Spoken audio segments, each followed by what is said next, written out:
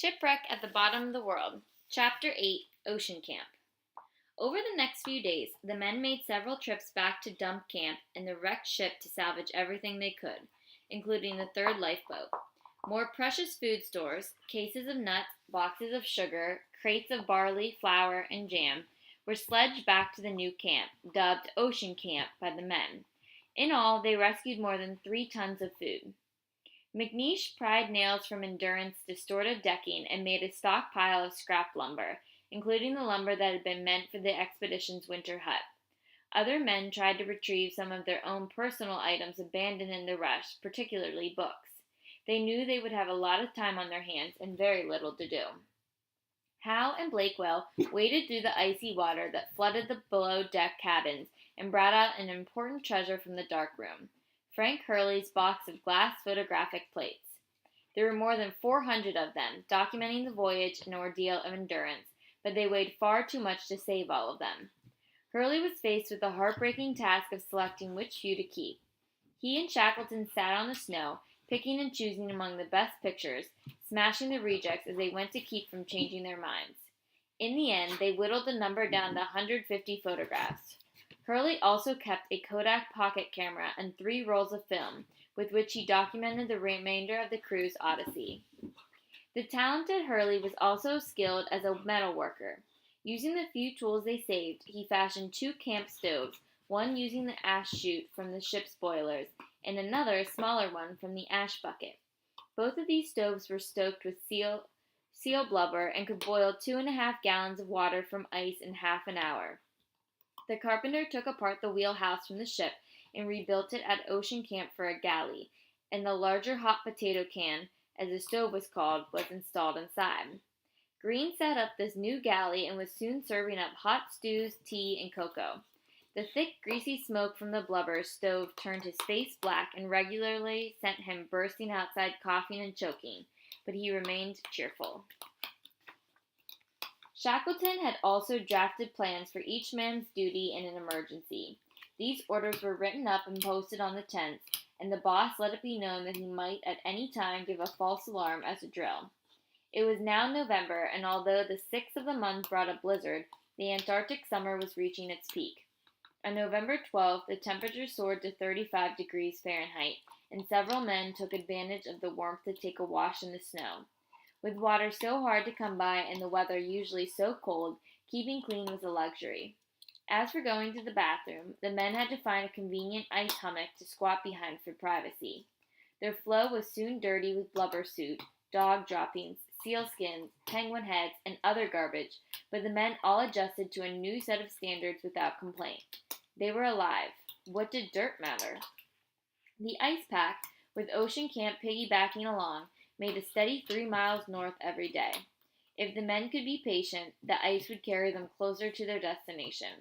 All they had to do was wait. Just as they had while trapped on the ship, but now they had even less to do and much more discomfort as well. Living quarters were cramped. There were 5 canvas tents to hold the 28 members of the crew. Some of the men were able to fashion wooden floors using scrap lumber, and others used seal skins for ground cloths.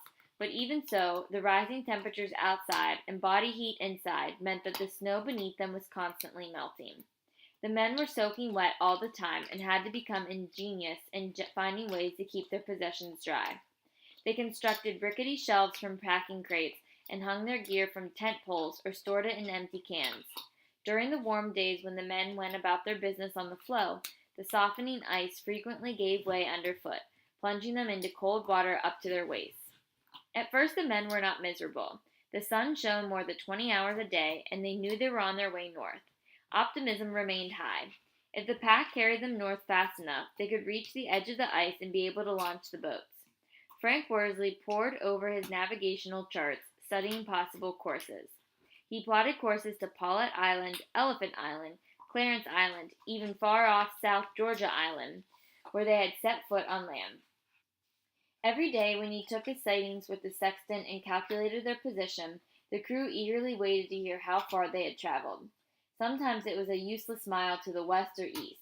Sometimes it was a heartening run dead north. Slowly but surely, they were on their way out of Antarctica's grip. McNeish buried himself preparing the boats.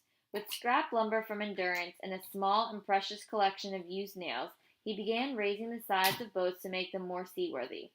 I have only a saw, hammer, chisel, and adze, but we are managing all right, he reported in his diary. He filled the seams between the new planks with wool yarn unraveled from a scarf, and then caulked them with Marston's oil paints. McNeish had every right to be proud of his ingenuity. The rest of the men occupied themselves the best they could. Marston continued painting, using his remaining paint and the lids of packing crates for canvases. Others spent their days hunting seals and penguins, which had returned with the warmer weather. One afternoon, Macklin and First Officer Lionel Greenstreet went out in search of seals. Finding a small floe near an open lead, they jumped onto the floe and began paddling around with ski poles like boys on a raft. Shackleton was not amused. He hated unnecessary risks and disapproved of such shenanigans, knowing that leopard seals and killer whales could easily surface inside a lead and make a quick meal of the men. November 21st, 1915 brought an unforgettable evening. Most of the men were lying in their tents reading or playing cards. Shackleton, restless as always, was standing on an ice hill that the men frequently used for a lookout tower. In their tents, the men suddenly heard the boss cry out, "She's going, boys!" Struggling out onto the ice, the crew witnessed the last of Endurance, a mile and a half away, as her bows went under. Then the ship dived quickly, and the ice closed over her with a rush. At 5 p.m., she went down by the head. The stern was the last to go underwater. Shackleton recorded in his diary that night. I cannot write about it. The long-delayed death of their ship sent a wave of sadness and depression over the crew. While she lasted, Endurance had been a visible link to the world they once knew. Now they were utterly alone on the sea of ice. Tempers began to wear thin in the close quarters. From time to time, Shackleton would reassign men to different tents to keep them from getting on each other's nerves. He always found some excuse for these moves besides breaking up quarrels, but always, when he transferred the men, he reminded them that they could survive only by cooperating. Shackleton couldn't let the men brood for long. With the advance of the spring, their floe was eroding at the edges. Sometimes a whole chunk would break away. In addition, the accumulation of black soot and debris around the camp was soaking up the heat of the sun and warming the floe, turning the surface to slush. On December 1st, the boss decided to move 50 yards to a new clean site and set up their camp on firmer ice, and on December 5th, he declared a holiday in honor of the anniversary of their departure from South Georgia Island. Meanwhile, the drift of the ice had shifted to the east, taking them farther away from possible landing sites. Shackleton and his most trusted advisors frequently debated their options and kept themselves ready to move. If the ice took them toward the east, they would reach open water with no near landfalls. If it took them west, their chances were better. They knew that they would have to head west.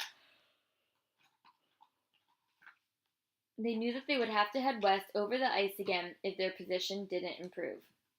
Macklin described what a visitor might see if he stumbled upon Ocean Camp at midnight.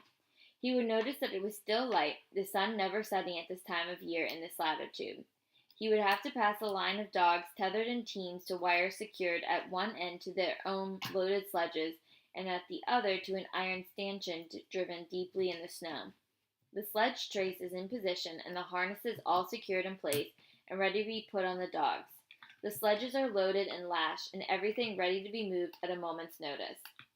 For the first 3 weeks of December, the pack was constantly on the move, but each time it edged toward the east, away from the Antarctic Peninsula and its outlying islands.